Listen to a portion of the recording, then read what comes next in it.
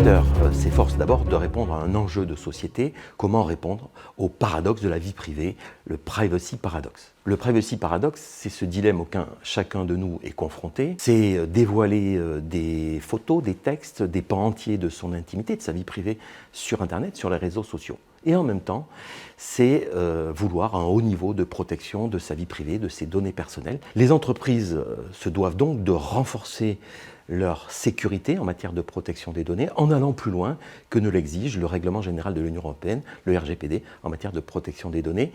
Certaines entreprises l'ont bien compris, je pense à une société comme Apple qui fait de la privacy, de la vie privée, un argument marketing. Le deuxième enjeu est un enjeu économique et social.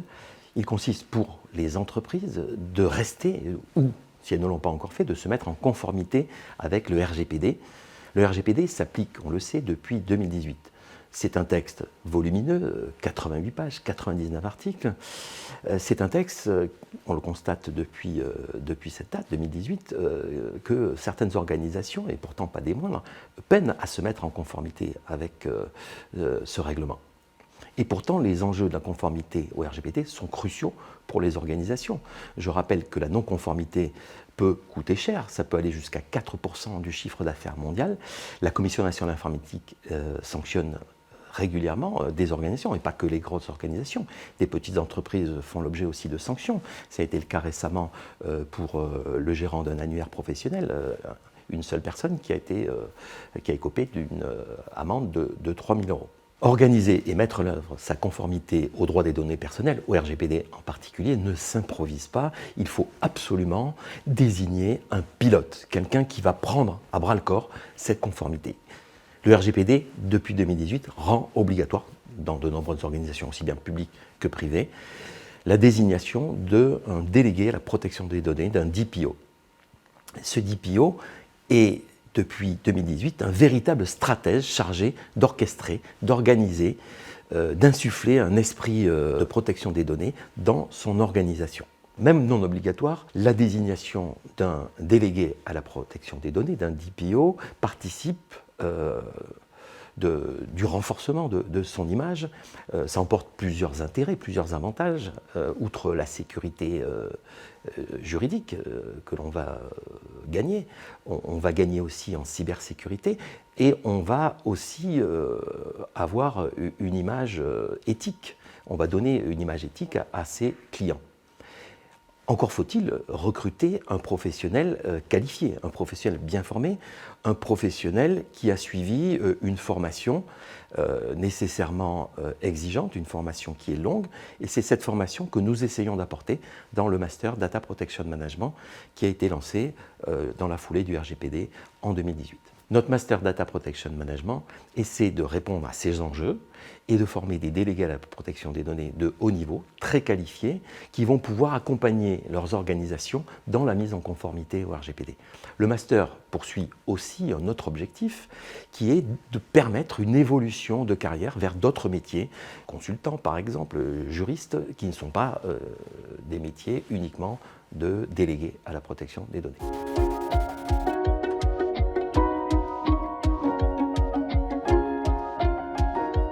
Le Master Data Protection Management conjugue plusieurs forces. La première est le fait que le Master est une formation professionnalisante.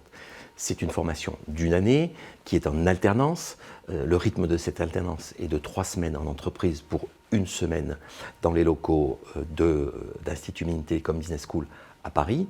La formation comprend 420 heures de cours qui sont étalées sur 11 semaines. La formation exige en outre la rédaction d'une thèse professionnelle. Cette thèse professionnelle, elle est très importante pour l'obtention du diplôme. Grosso modo, elle compte pour 30% de la note globale. Et cette thèse professionnelle, elle est singulière. Pourquoi ? Parce qu'elle amène à faire des recherches approfondies sur un sujet qui intéresse les métiers du management de la protection des données.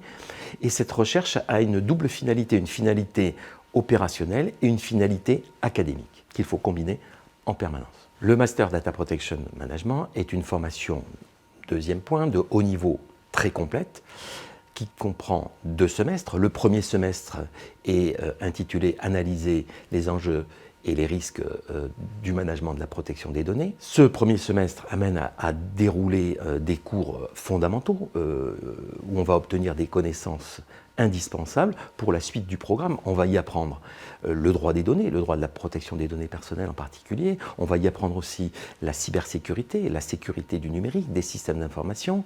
On va acquérir des bases fondamentales de management des organisations, des managements des données. On va apprendre la gestion de projet et on va s'ouvrir à d'autres disciplines qui sont indispensables aussi au métier de délégué à la protection des données. Quelle discipline? On va s'ouvrir à l'éthique de la vie privée, au management responsable des données. On va étudier l'économie du secteur, c'est quand même très important aussi. Et on va apprendre à négocier, voire quelquefois à faire des médiations. Le deuxième semestre du master est un semestre de spécialisation vraiment centré sur le métier de délégué à la protection des données.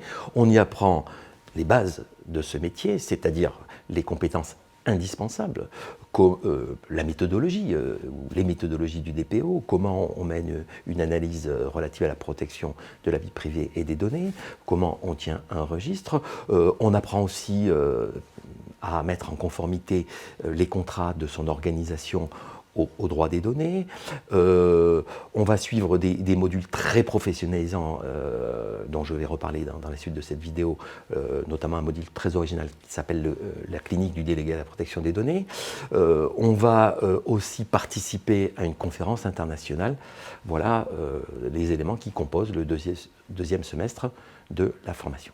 Alors, le troisième point que je voudrais mettre en exergue, c'est que le Master Data Protection Management s'appuie sur un écosystème. Cet écosystème, c'est celui d'une grande école de management, Institut Mines-Télécom Business School, qui appartient à l'Institut Mines-Télécom, qui est un grand groupe d'enseignement supérieur et de recherche sous la tutelle du ministère de l'Économie, des Finances et de l'Industrie.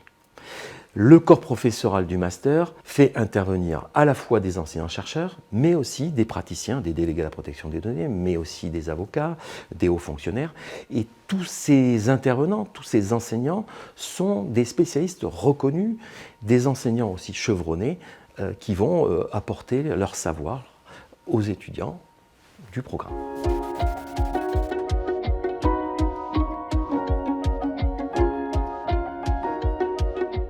Autrement dit, la question posée consiste à savoir quelle est la recette de la potion pédagogique magique du Master Data Protection Management. Au risque de décevoir, je dirais qu'il n'y en a pas. En revanche, on utilise un cocktail d'ingrédients qui ont fait leurs preuves et qui sont bien éprouvés. La première chose que je veux dire, c'est que nous portons, toute l'équipe pédagogique, et moi en tant que fondateur et directeur de ce programme, une ambition qui confine parfois à l'obsession.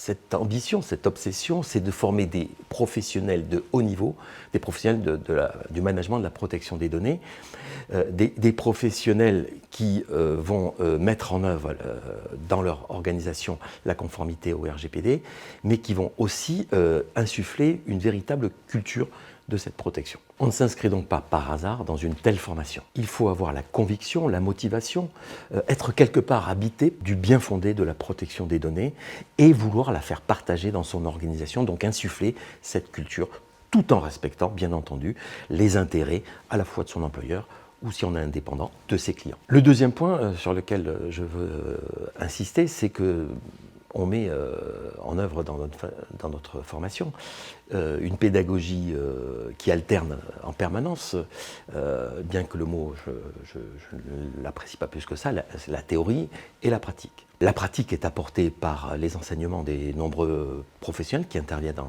le programme, des délégués à la protection des données, des avocats, des magistrats ou des fonctionnaires, qui vont nourrir leur enseignement de leur expérience, de nombreux cas pratiques qui sont soumis aux étudiants. Mais on fait aussi la part belle dans cette formation, et on insiste beaucoup là-dessus, sur la réflexivité des étudiants.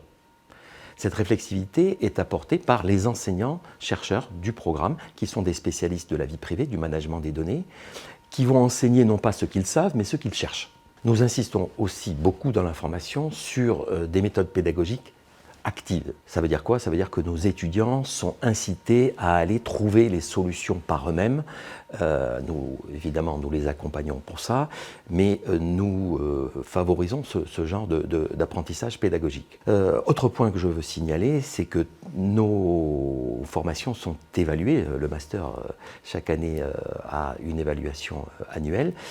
Nous rendons compte de ces évaluations à un comité de pilotage. Ce comité de pilotage est composé de délégués à la protection des données, de grandes organisations, mais également d'enseignants-chercheurs de haut niveau. Nous nous efforçons aussi dans le Master Data Protection Management d'être très proche de nos étudiants, d'avoir un suivi personnalisé.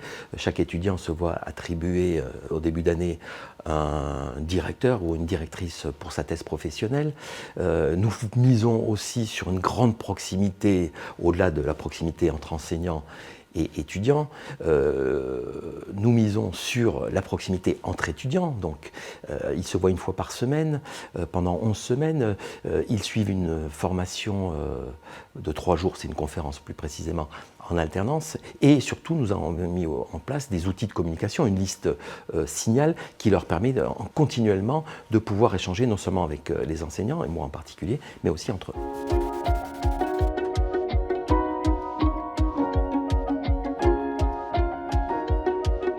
Oui, alors avant de répondre à la question, je voudrais dire que le master a été lancé en 2018 et expérimenter des innovations pédagogiques, c'est dans notre ADN depuis lors. Nous avons la conviction que l'innovation pédagogique, c'est bien, mais il faut que ça soit utile à la professionnalisation de nos étudiants. Il faut qu'ils y trouvent un intérêt. Nous avons inclus nativement dans le programme, dès 2018, 2 enseignements peu communs dans ce type de formation, 2 enseignements originaux. Un enseignement clinique, intitulé La clinique du délégué à la protection des données, j'en reparlerai dans la suite de cette vidéo, et la participation à une conférence internationale, la Computer Privacy and Data Protection Conference, qui a lieu chaque année, fin janvier, à Bruxelles. Alors nous avons maintenant, depuis 2018, on en est à la 4e promotion, 3 années de recul sur le programme.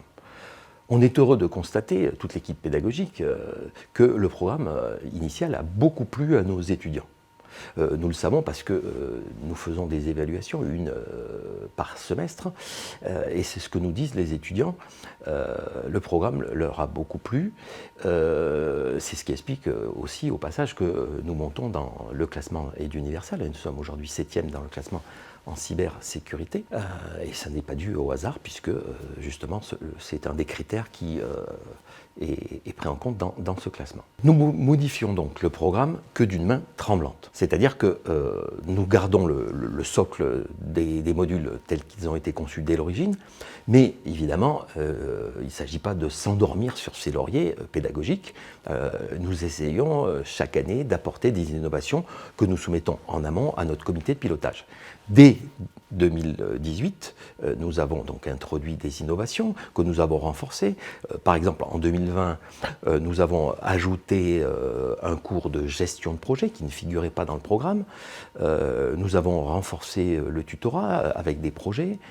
Et puis, nous avons continué en 2022, la prochaine rentrée est en février 2022, nous allons continuer à renforcer le côté innovant du master. Nous allons introduire par exemple une journée de simulation de contrôle comme dans la vraie vie en matière de données personnelles, une simulation effectuée par un cabinet d'avocats, comme si c'était la Commission nationale informatique et liberté qui venait dans une organisation la contrôler.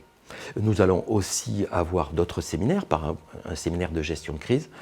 Voilà 2 exemples pour montrer qu'on poursuit dans la dynamique de l'innovation.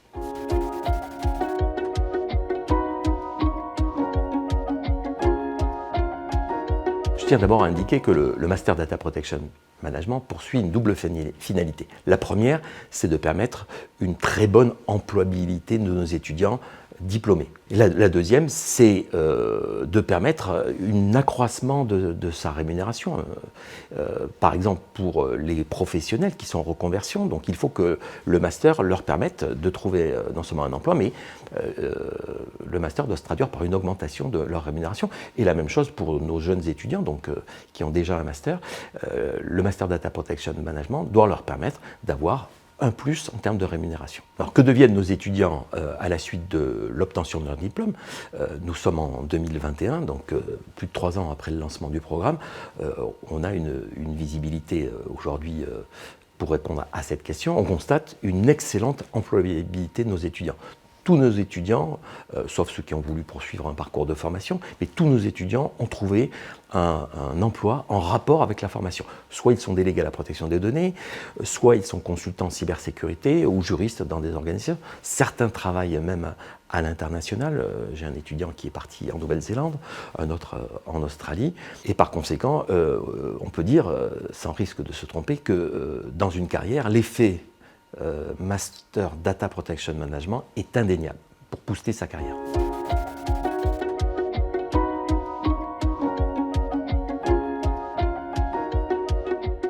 Je crois que notre Master Data Protection Management se différencie de formations similaires par des différences importantes. La première différence que je veux mettre en exergue est le fait que le Master Data Protection Management est une formation de haut niveau, très complète.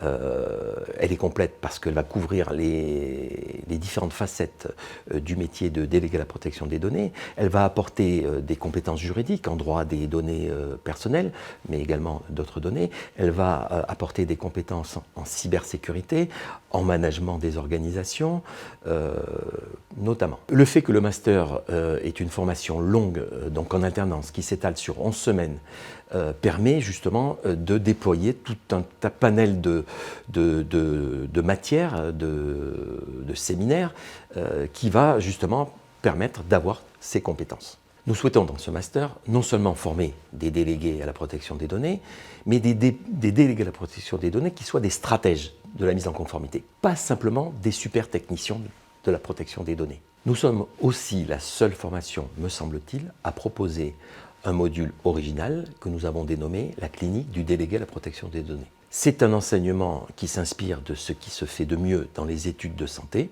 La clinique du délégué à la protection des données du Master Data Protection Management est ouverte et centrée plutôt, se focalise sur les petites et moyennes organisations que nous accueillons dans le programme.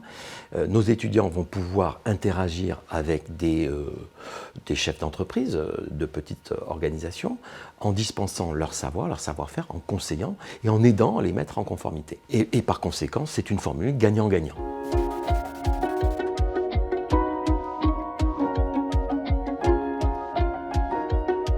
Qu'est-ce que nous aimons chez les candidats? Qu'est-ce que nous détestons? Alors, ce que nous regardons évidemment lorsqu'on recrute nos futurs étudiants, c'est bien évidemment qu'ils aient un projet professionnel qui soit en adéquation avec les objectifs de la formation, soit devenir délégué à la protection des données, soit exercer un métier dans le secteur du management de cette protection.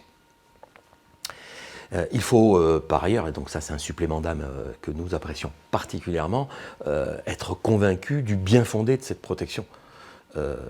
Et si on n'est pas convaincu, d'avoir eu la révélation et vouloir, comme j'ai déjà dit dans cette vidéo, faire partager cette conviction au plus grand nombre. Nous cherchons aussi, bien entendu, et ça fait partie des points à examiner, des candidats qui soient curieux, ouverts d'esprit, qui puissent s'insérer dans un groupe, parce qu'il y a beaucoup de travaux de groupe dans le master.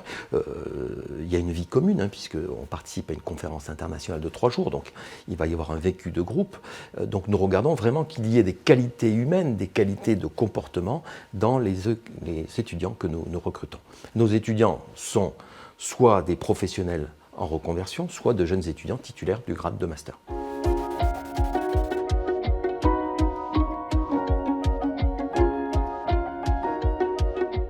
J'espère vous avoir convaincu dans cette vidéo que les métiers du management de la protection des données, celui de délégué à la protection des données, DPO en particulier, sont des métiers passionnants, des métiers exigeants, parmi les plus recherchés. LinkedIn, la célèbre plateforme en 2020, classait le métier de DPO comme le premier recherché sur la plateforme. Mais pour être un DPO bien formé, encore faut-il avoir reçu une formation longue, une formation exigeante. Nous ne sommes pas les seuls à le penser, nous le pensons avec l'Association française à la protection des données personnelles, l'AFCDP. Alors, si vous avez toutes ces qualités que nous recherchons, si vous êtes convaincu du bien fondé de travailler dans un secteur aujourd'hui au cœur de l'économie du numérique, de la donnée, n'hésitez pas à poser des questions à l'équipe d'admission d'Institut Mintecom Business School. N'hésitez pas à nous poser votre candidature et nous espérons peut-être vous voir à la rentrée 2022.